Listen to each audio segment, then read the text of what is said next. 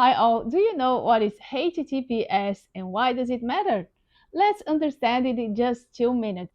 Welcome to Wynxio IT Training. We give IT training around the world. Whenever you open a website, you see something like http colon slash slash or https colon slash slash at the beginning of the address. This extra S in HTTPS stands for secure. Here's the difference.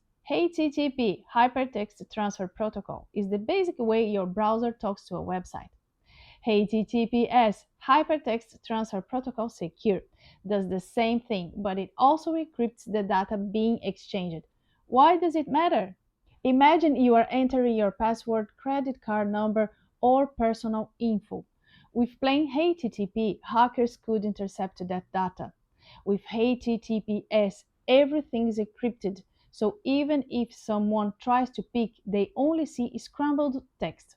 That's why modern browsers like Chrome or Edge show a padlock symbol for HTTPS websites. If the site doesn't have HTTPS, you often see a warning like not secure. Benefits of HTTPS: protects sensitive information, builds trust with users, improves SEO ranking on Google, ensures website authenticity.